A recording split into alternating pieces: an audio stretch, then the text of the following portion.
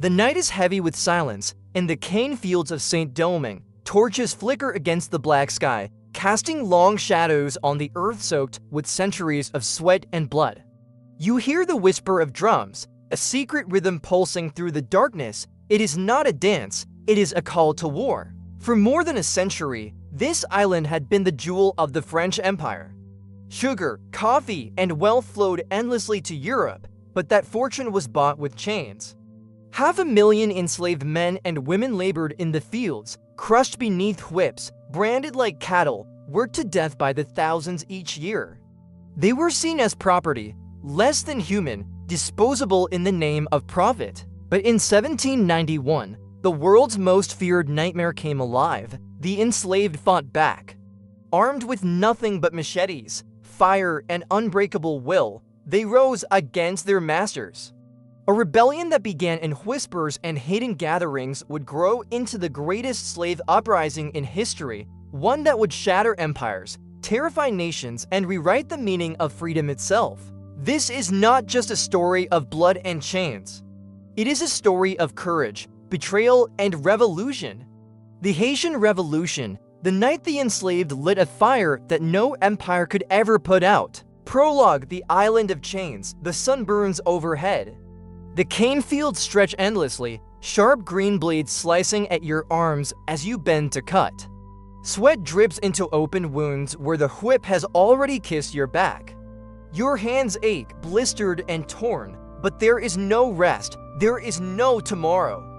There is only work until you collapse, and then someone else takes your place. Saint-Domingue, today we know it as Haiti, was once called the Pearl of the Antilles. To France, it was the crown jewel of its colonial empire.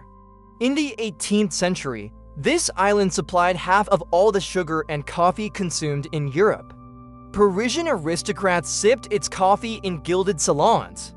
Merchants grew fat off its profits, empires thrived on its wealth. But this prosperity was an illusion built on blood. For every sweet sip in Paris, there were chains rattling in the Caribbean. For every coin in a French banker's pocket, there was a life cut short in the cane fields. The colony's population tells the truth. Fewer than 40,000 whites ruled over nearly 500,000 enslaved Africans. The imbalance was staggering, but it also meant the system was held together only by terror. Whips, chains, branding irons, mutilation, and death, these were the tools of control. Mortality was so high that plantation owners constantly imported new captives. Saint-Domingue wasn't just a colony, it was a machine, a slaughterhouse dressed up as paradise. You wake before dawn, a horn sounds, you shuffle out to the fields under armed guard. The sun rises and sets, but the work does not end. In the dark, you collapse on the ground, bones aching, skin raw, but sleep brings no escape, because tomorrow, it begins again. The average life expectancy of an enslaved person in Saint-Domingue was less than 10 years. Imagine you are brought here at 20, and by 30, the system expects you dead. Death was not an accident, it was the plan. The colony was designed to consume human beings and spit out wealth. And yet, the enslaved carried more than chains. They carried memories, languages, traditions, songs, even in secret, even under pain of death. They kept alive fragments of Africa. They whispered prayers in the night. They sang rhythms in the cane fields. And slowly, quietly, they built something their masters could never destroy: solidarity. The French elite prided themselves on their civilization. They threw grand balls in Cap-Franc, the colony's capital, while carriages splashed through streets paved with the blood of the enslaved. Satire writes itself here, powdered wigs drinking imported champagne, while just beyond the windows, men and women were whipped for missing their quota of cane. Saint-Domingue was wealth and terror side by side. And everyone knew it. The enslaved whispered it in the fields. The colonists feared it in their beds. The imbalance was too great, the cruelty too unbearable, the silence too heavy to last forever. Listen closely. Beneath the sound of the cane stalks swaying in the wind, you can hear something else.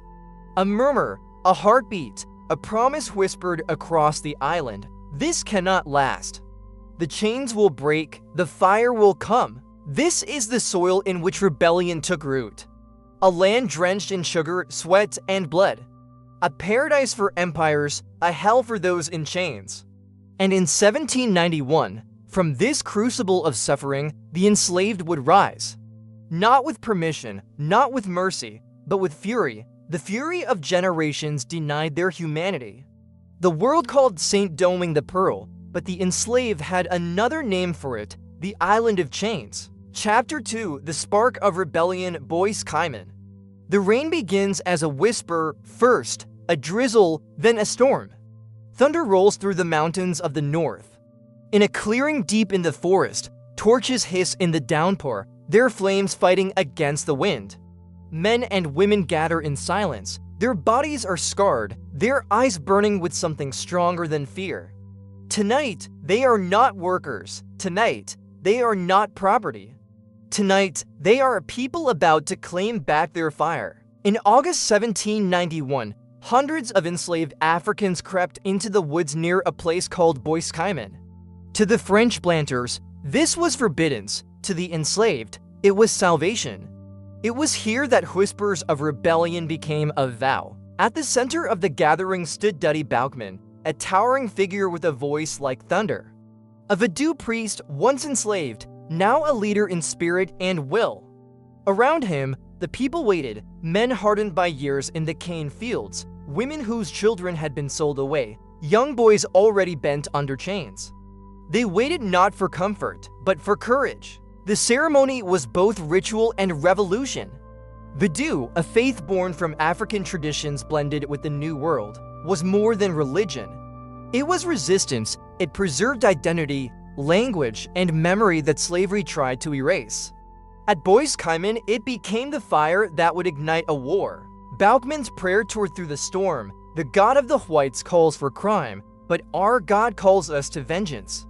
He will guide our arms. He will help us. Throw away the image of the God of the oppressors and listen to the voice of liberty that speaks in all our hearts. The people responded. A sacrifice was made, blood mingling with the rain-soaked earth. Each man and woman swore an oath. When the signal came, they would rise. They would strike their masters. They would burn the plantations. They would either win freedom or die in the attempt. You stand in the circle, the storm soaking your skin. The drums beat like a second heartbeat, faster, louder. You feel the chain around your neck, but tonight it feels lighter. You close your eyes and you see it, the fire, the breaking of iron, the end of the whip. For the first time, the future does not feel impossible. For centuries, European powers believed slavery made rebellion impossible. The brutality was too great, the control too complete. But at Bois Caïman, the enslaved proved otherwise. In their suffering, they had found unity. In their despair, they had found defiance. Days later, the oath became action. In the night, the sky lit up with flames. Cane fields, mansions, warehouses, all burning. Enslaved men and women armed with machetes and torches poured across the plantations. They struck without mercy at those who had shown them none. The rebellion had begun. The French colonists called it barbarism. They wrote letters to Paris describing savagery, madness, and cruelty, but the truth was simple. This was justice, centuries delayed and finally unleashed. Satire writes itself here. Men who had whipped children for falling behind now cried of inhumanity when their world turned to ash. Within weeks, tens of thousands of enslaved people joined the uprising. Plantations that had stood for generations collapsed overnight. The Pearl of the Antilles was drowning in smoke and blood, not the blood of the enslaved, but of the empire that had chained them. The ceremony at Bois Caïman became legend, passed down in whispers and songs. Whether every detail is myth or memory hardly matters. What matters is the truth it symbolized. The enslaved had chosen to fight. They had made the impossible possible. Imagine the silence in Paris when the first reports arrived. Imagine the panic in the halls of empire, their richest colony, the heart of their wealth, now engulfed by rebellion. The enslaved, those they had called beasts, those they had branded and broken, had risen. And worse, They were winning. From this single night in the forest, history changed direction. The Haitian Revolution had begun. Chapter 3, the uprising spreads. The first flames rise quietly, almost unnoticed. A field burns on the northern plains, the smoke curling into the night. Then another plantation, then another. By the time the sun rises, the horizon is on fire. Cane fields crackle and pop like gunfire. Mansions collapse into ash. The jewel of France is choking on its own smoke. In the days following the Bois Caïman ceremony, enslaved Africans launched a wave of coordinated attacks across northern Saint-Domingue. Armed with machetes, farm tools, torches, anything they could wield, they struck at the very heart of the plantation system. The rebellion spread with a speed that stunned the colonists. Within weeks, nearly 1,000 plantations lay in ruins. Crops that once poured sugar and coffee into Europe were reduced to ash. Wealth that had built empires vanished overnight. The enslaved did not strike blindly. Their fury was directed at the symbols of their oppression, the cane fields that had cut their hands raw, the whips that had shredded their skin, the mansions where their masters had feasted while they starved. These places burned first. You march with the others, the torch in your hand trembling but steady. Ahead, the great house rises, white walls gleaming in the moonlight. For years, it has towered over the fields like a fortress. Tonight, it will fall. The flames leap higher than the roof, and for the first time in your life, you feel the warmth of fire as freedom, not punishment. The French colonists were horrified. To them, this was not rebellion but apocalypse. They wrote frantic letters to Paris describing a war of extermination, savagery, and chaos. They could not comprehend that those they had treated as beasts were capable of strategy, coordination, and vision. In truth, the uprising was no mindless riot. Leaders emerged quickly. Men and women who had once led work gangs on plantations now commanded armies. Networks of communication spread across mountains and fields.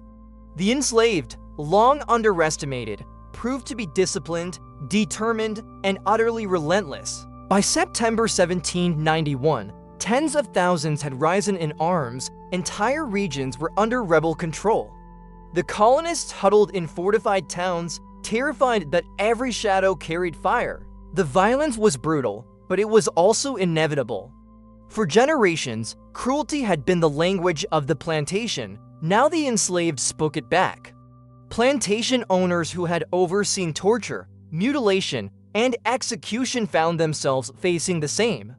The satirical irony was savage. The masters cried of inhumanity while standing on an island where they had normalized barbarism for centuries. The rebellion sent shockwaves far beyond the island. Ships carried rumors across the Atlantic. The slaves of Saint-Domingue are in open revolt. In London, Madrid, and Washington, leaders trembled. If it could happen in France's richest colony, could it happen everywhere? Picture the salons of Paris, where sugar still sweetens the tea. News arrives, entire plantations destroyed, white planters fleeing for their lives. The same men who had toasted liberty in the French Revolution now whisper in fear, what if liberty spreads too far? The enslaved did not fight only with fire and machetes. They fought with ideas, freedom, dignity, humanity. At Bois Caïman, they had sworn an oath to destroy slavery itself. Now, with every plantation burned, that dream moved closer to reality. Yet, the struggle was far from simple. The colony descended into chaos. French soldiers, local militias, and rebel bands clashed in brutal skirmishes. The enslaved were not yet unified. Rival groups fought for control. But even in this chaos, one truth was undeniable. The plantation order had been broken. It would never fully return. By the end of 1791, the rebellion had transformed Saint-Domingue. The Pearl of the Antilles, once the pride of France, was now a battlefield. The smoke of burning cane fields rose like a funeral pyre, visible for miles. And from the ashes, new leaders began to rise. Among them was a man whose name would soon echo across the world, Toussaint Louverture. Chapter 4, Toussaint Louverture emerges. In the chaos of rebellion, Leaders rise like sparks from fire, some fade, others burn brighter. But one spark would blaze into a flame that no empire could extinguish. His name was Toussaint. Soon, the world would call him l'ouverture, the opening. Toussaint was born in 1743 on the plantation of Breda, near Cap Franquet. He was small, frail as a child, but sharp-eyed. Unlike many, he learned to read and write, educated in part by his godfather and by Jesuit missionaries. He studied not just religion, but also philosophy, medicine, and military history. He devoured the works of Enlightenment thinkers, men who spoke of liberty and equality, even as they ignored the enslaved. He was freed in his 30s, a rarity in Saint-Domingue, and worked as a coachman and overseer. He became known as disciplined, intelligent, deeply religious, and quietly ambitious. Toussaint moved carefully in a world designed to crush ambition. But when rebellion broke out in 1791, the man who had lived cautiously stepped into fire. At first, Toussaint observed. He did not rush into the chaos. He studied the rebels' strengths and weaknesses. He saw their bravery but also their disorganization. And he realized that fury alone could not defeat an empire. The enslaved needed more.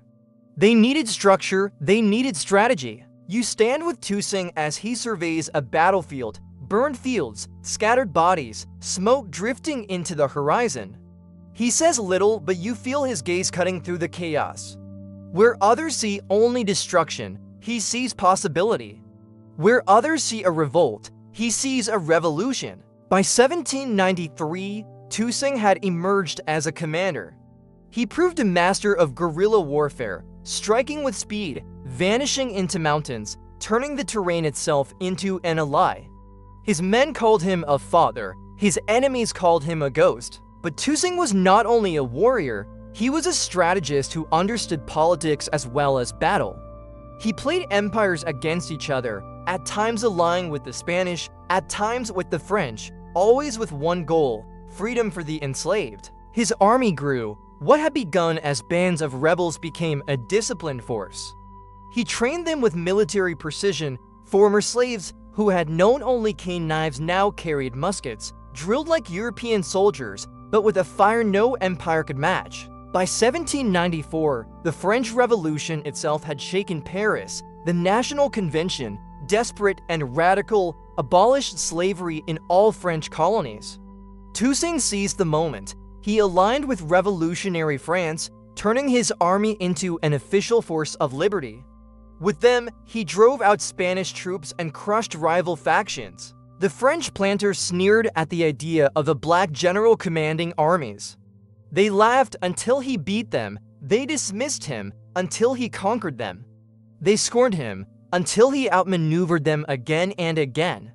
Satire writes itself here. The same men who claimed Africans were unfit for leadership now begged for mercy from an African leader. Imagine the whispers in Europe, a former slave, now a general, defeating white armies. Imagine the fear in colonial capitals, the dread that the fire of Saint-Domingue might spread across the seas. Every victory of Toussaint was not just a battle won, it was an empire humiliated. Toussaint was also a builder. In the lands under his control, he restored order, rebuilt plantations, and insisted on discipline. He believed freedom could not survive without structure. Some saw him as harsh, but his vision was clear. Haiti could not merely burn, it had to rise. By 1798, Toussaint Louverture was the most powerful figure in Saint-Domingue. He had defeated foreign invasions, crushed rival generals, and secured liberty, at least for now. His authority stretched across the island, and even Napoleon Bonaparte, rising in France, took notice. Toussaint's genius lay in balance, ruthless in war, pragmatic in peace, unyielding in his vision of freedom. He was not flawless. He could be authoritarian, calculating, and merciless to enemies. But he understood something few in his age could, that the age of empires was cracking and the enslaved would no longer be silent. You see him ride through the fields, his army behind him, men and women once chained, now marching as soldiers. He does not smile, his face is grave, his eyes distant. He knows the war is far from over, but he also knows something his enemies fear to admit: the future belongs to the free. Toussaint Louverture had transformed rebellion into revolution. And in doing so, he transformed himself from a man once enslaved into one of the greatest generals of his age. But his rise set the stage for an even greater conflict. For across the ocean, Napoleon Bonaparte watched, waiting, plotting. And soon, he would send his armies to crush the island and restore slavery. The clash between these two giants, one born in chains, the other born in power, would decide the fate of Haiti and shake the world. Chapter 5: Empires Strike Back. The smoke of rebellion drifts into the sea. Ships carry whispers across the Atlantic. The slaves of Saint-Domingue are in revolt. In London, in Madrid, in Paris, leaders lean over maps of the Caribbean. Their pens circle the island like vultures. France's richest colony is burning, and every empire wants a piece of it. By the early 1790s, the uprising in Saint-Domingue had already shocked the world. But rebellion did not exist in isolation. Europe was in turmoil. The French Revolution had toppled a king and declared liberty, equality, fraternity, ideals that spread like wildfire but sat uneasily beside the reality of slavery. For rival powers, the chaos in France was an opportunity. Britain and Spain saw Saint-Domingue as the ultimate prize. If they could seize it while France faltered, they would control the wealthiest colony on Earth. And so in 1793, warships appeared on the horizon. The enslaved, however, were not fighting for empire, they were fighting for freedom. Yet freedom had to be bargained in a world of shifting alliances. Rebel leaders aligned with Spain, who promised liberty to those who fought against France. Thousands joined Spanish forces, striking at French planters and soldiers. But France was desperate. Revolutionary Paris faced invasion from monarchies across Europe. They needed Saint-Domingue, and they needed the rebels. In 1794, the French National Convention made a stunning decree. Slavery was abolished in all French colonies. It was a decision born of necessity, not morality. France could not hold Saint-Domingue without the support of the very people they had enslaved. But whatever the motive, the effect was seismic. Imagine hearing the words for the first time, "You are free," after centuries of chains. The decree arrives like thunder. The plantation system is broken, the whip, the brand, the iron collar, abolished by the revolution that began oceans away. And now, the rebels do not just fight for survival, they fight as soldiers of liberty. Toussaint Louverture seized this moment with brilliance. He shifted allegiance from Spain to France, bringing his disciplined army with him. Overnight, the balance of power changed. Spain, once confident of victory, now found itself facing the most formidable general in the Caribbean and the very people they had underestimated. With the French Republic behind him, Toussaint struck hard. His forces crushed Spanish garrisons, reclaimed territory, and drove back British invaders. The British, confident in their redcoats and naval might, soon discovered that the mountains of Saint-Domingue and the fury of its people could not be conquered. Tens of thousands of British soldiers died, not just from battle, but from fever and exhaustion. The island devoured them. Satirical irony reigned. European powers called the rebellion barbaric even as they unleashed war across the globe, leaving corpses in their wake. To them, liberty was noble when declared in Paris, but monstrous when demanded in Port-au-Prince. Picture the battlefield: French soldiers, Spanish regiments, British redcoats, all clashing on the soil of Saint-Domingue. And in the center, Toussaint's Black Army, once enslaved, now drilling with precision, their banners raised high. The empire sees savages, history sees soldiers of freedom. By 1798, the foreign invaders had been beaten back. Spain retreated, Britain withdrew, their dreams of conquest shattered. France, once desperate, now depended on Toussaint. The colony that had once fueled the empire with sugar now fueled its revolution with fire. But victory was fragile, France itself was changing. Across the ocean, a new leader was rising: Napoleon Bonaparte. And while the revolution had promised liberty, Napoleon had other plans. Chapter 6: The Betrayal, Napoleon's Attempt to Restore Slavery. The drums of liberty echoed across Saint-Domingue. The plantations lay in ruins. The enslaved now marched as soldiers, and freedom, fragile, hard-won, flickered like a torch against the night. But across the Atlantic, another man was rising. His name was Napoleon Bonaparte, and where he saw colonies, he saw gold. Where he saw black freedom, he saw defiance, and Napoleon did not forgive defiance. By 1801, Toussaint Louverture had transformed Saint-Domingue. He drove out foreign armies, restored production under new systems, and even drafted a constitution declaring him governor for life. But while Toussaint built, Napoleon schemed. To him, the colonies were the empire's veins, and sugar was its lifeblood. Slavery, he believed, must return. Napoleon sent his brother-in-law, General Charles Leclerc, with the largest expeditionary force France had ever sent overseas, 40,000 soldiers, fleets of ships, artillery, muskets, and orders to restore order in Saint-Domingue. But behind the polite phrasing lay the truth: restore slavery. Imagine the horror as the news spreads. The French are coming, not as allies, but as masters once more. The whip, the chains, the collar, all waiting to return. You remember the oath at Bois Caïman.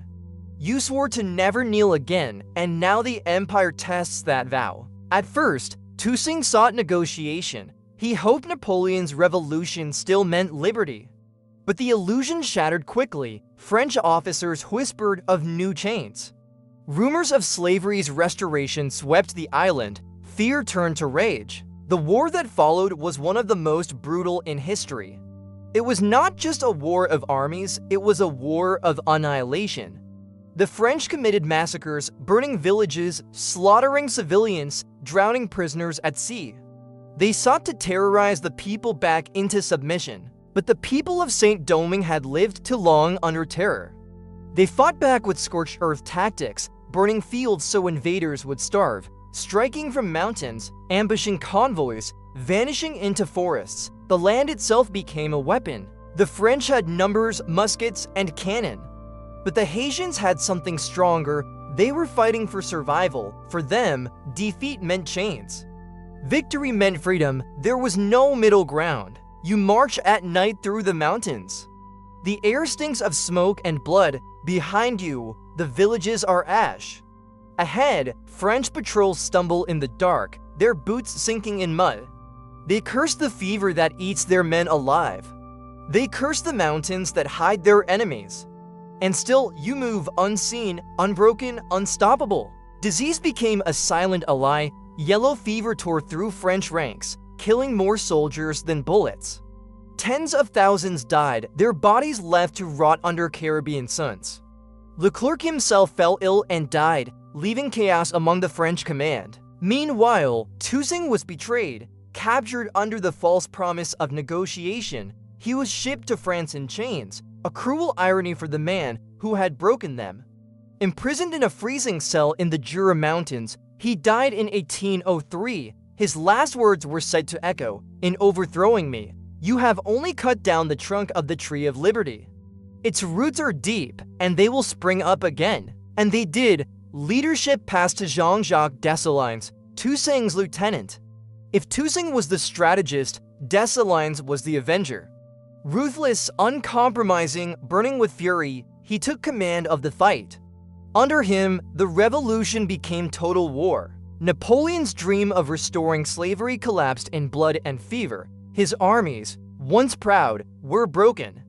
The survivors fled, their empire humiliated by those they had once called property. Picture Napoleon in Paris, pacing in fury, the man who humbled kings, who crowned himself emperor, who dreamed of world domination, defeated not by another empire, but by the very people he had sought to chain.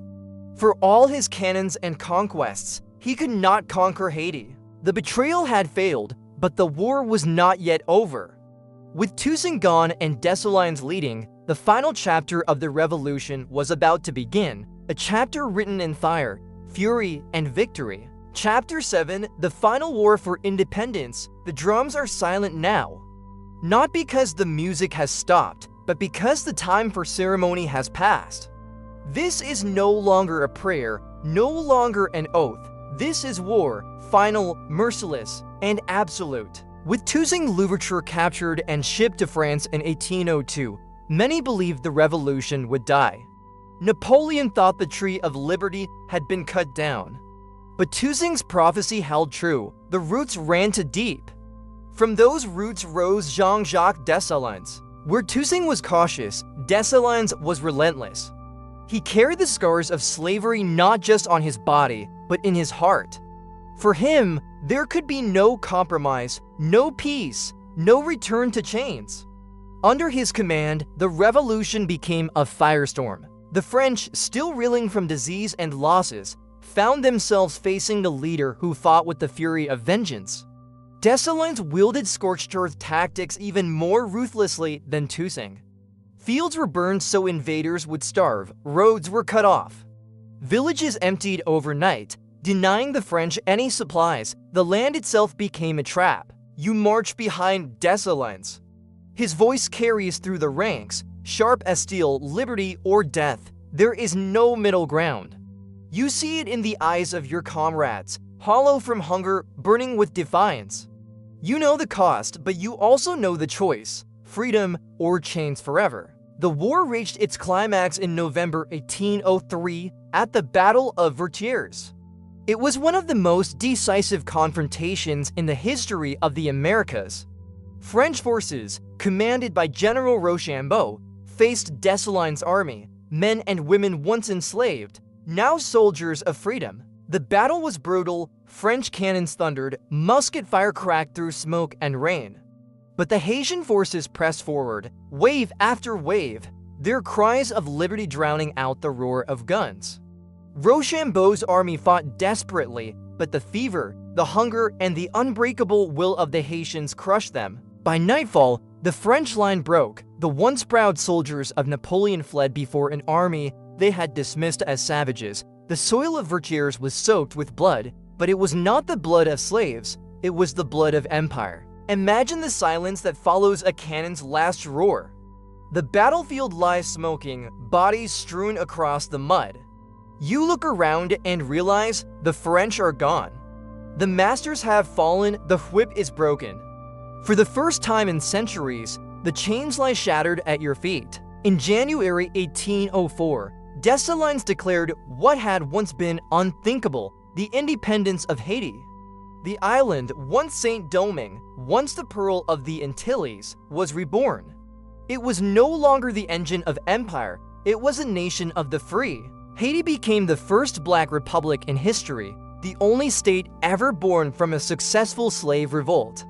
The declaration was both triumphant and defiant, a message to the world that those who had been dehumanized, branded, whipped, and sold could rise, fight, and win. For France, it was a humiliation beyond measure. Napoleon's dream of a Caribbean empire collapsed. His armies, undefeated in Europe, had been shattered in the tropics by men and women who had once been slaves. The irony was bitter. The age of revolutions, celebrated in Paris and Philadelphia, had spoken of liberty while ignoring chains. But in Haiti, liberty was not just declared, it was seized, wrestled from the hands of empire with blood and fire. Dessalines, crowned as Haiti's first ruler, made his vow clear: never again would the island bow to chains. His methods were ruthless, sometimes merciless, but they carried the weight of centuries of suffering. He declared, "I have given the French cannibals blood for blood. I have avenged America." You stand on Haitian soil in 1804. The air is heavy with smoke, but the horizon is new. For generations, this land was the island of chains. Now, it is the land of liberty. The fire of rebellion has not only burned away the plantations, it has forged a nation. And the world will never be the same. The revolution was complete. The enslaved had not only fought back, they had won. Chapter 8, 1800 for Haiti is born. The smoke still lingers over the fields. The air carries the scent of gunpowder, blood, and ash. The masters are gone, the armies of empire are broken. And for the first time in centuries, the land breathes without chains. It is January 1st, 1804. On this day, a new nation rises from the ashes of Saint-Domingue. Its name is Haiti. Jean-Jacques Dessalines, the fierce general who carried the revolution to victory after Toussaint Louverture's capture, stood before his people.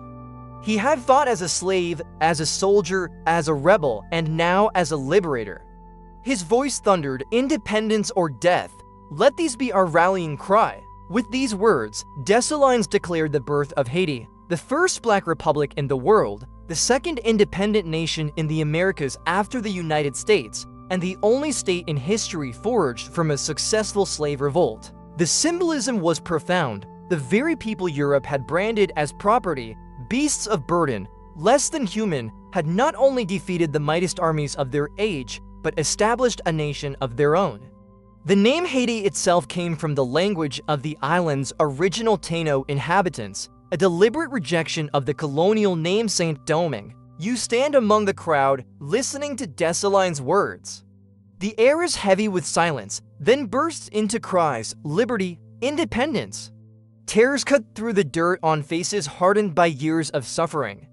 For the first time, you are not counted as cargo, not as property. You are counted as a citizen, as free. But Haiti's birth was not just joyous, it was also defiant, scarred by centuries of pain.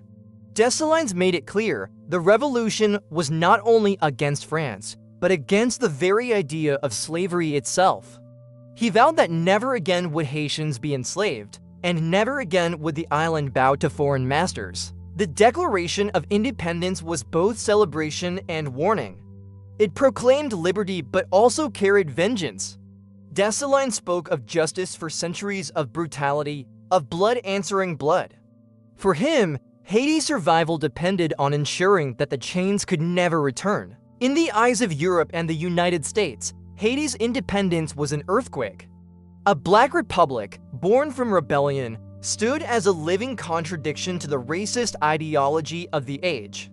The very existence of Haiti was dangerous, a beacon of hope for the enslaved, and a nightmare for the masters. The world reacted with silence, fear, and hostility. France refused to recognize Haiti, instead demanding a crippling indemnity years later. The United States, itself a nation of liberty built on slavery, looked upon Haiti with suspicion and dread. Empires that had profited from chains now sought to punish those who had broken them. Yet none of that could diminish what happened on that day. On January 1st, 1804, Haiti was born, a nation carved not by kings or colonizers, but by the enslaved themselves. The drums return, not of rebellion now, but of celebration. The rhythm rolls across the hills, through the cane fields, across the battered towns.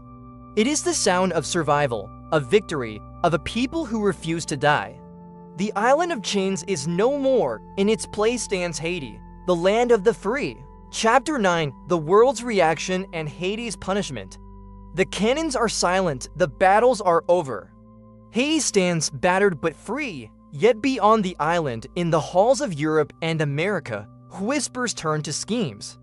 For while the Haitians had broken their chains, the world of empires was not ready to let them live unpunished. Haiti's independence in 1804 was unprecedented, a nation of former slaves who had defeated Napoleon himself. To the enslaved across the Americas, it was a beacon of hope. To the masters, it was a nightmare. France, humiliated, refused to recognize Haiti's independence. Instead, in 1825, they would demand a staggering indemnity, 150 million francs in exchange for recognition, compensation not for the enslaved, but for the former masters who had lost their property. Haiti was forced to pay, plunging the young republic into crippling debt that strangled its economy for over a century. The United States, itself a land of liberty built on slavery, recoiled. President Thomas Jefferson, fearful that Haiti's example would inspire enslaved people in the American South, moved to isolate the new nation.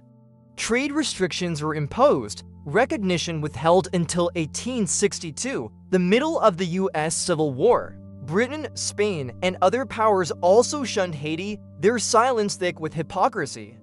They called the revolution barbaric, savage, unnatural, as if centuries of chains and whips had been civilized.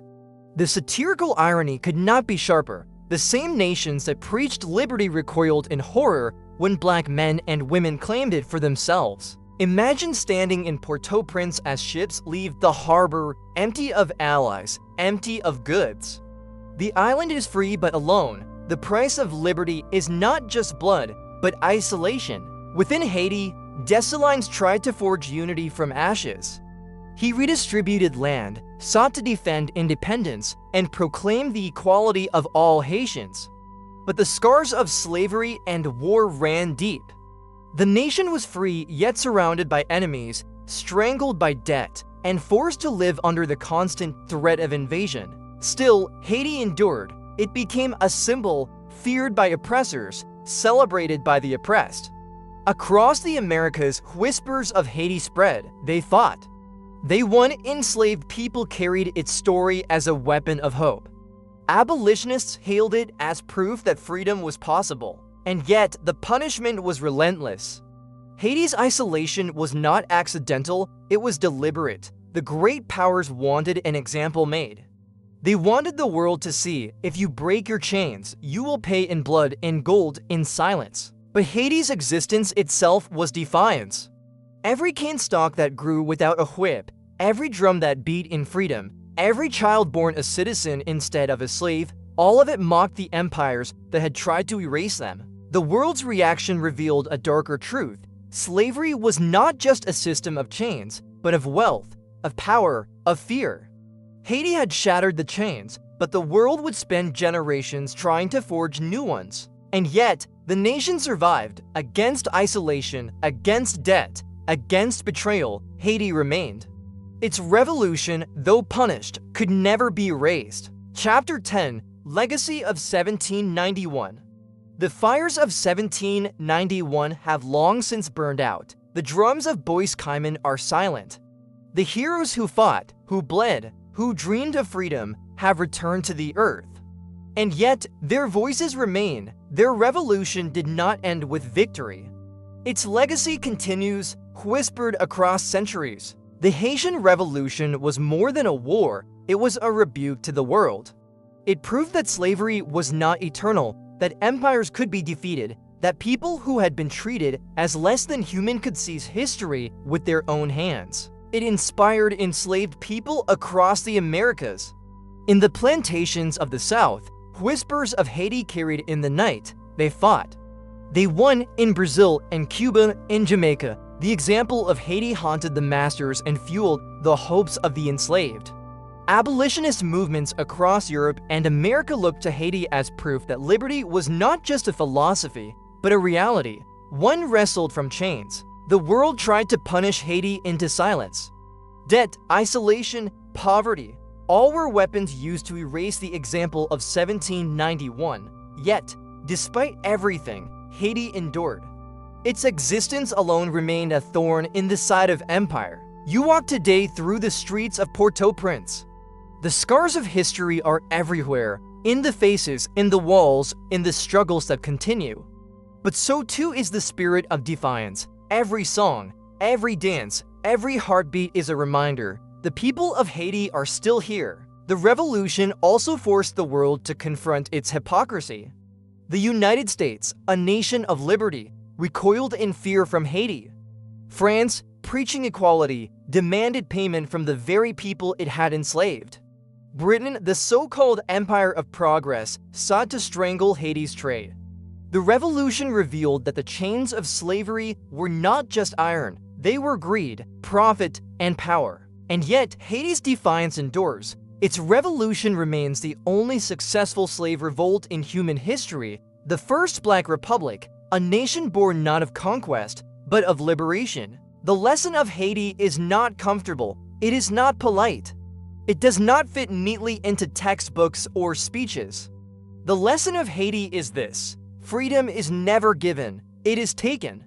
And it is paid for with a price the world rarely wishes to admit. The legacy of 1791 is not just about the past. It speaks to the present, to modern struggles against exploitation, oppression, and injustice. The forms of chains may change, but the will to break them endures. In the end, the Haitian Revolution remains what it always was, a fire in the dark. A fire lit by the enslaved, carried through generations, burning still in the idea that no people, no matter how oppressed, are ever truly powerless. You stand once more in the fields of Saint-Domingue, now Haiti. The earth is the same, the sky the same, but the chains are gone, the drums echo in memory. And you understand, the story of Haiti is the story of freedom itself, fragile, costly, but unbreakable.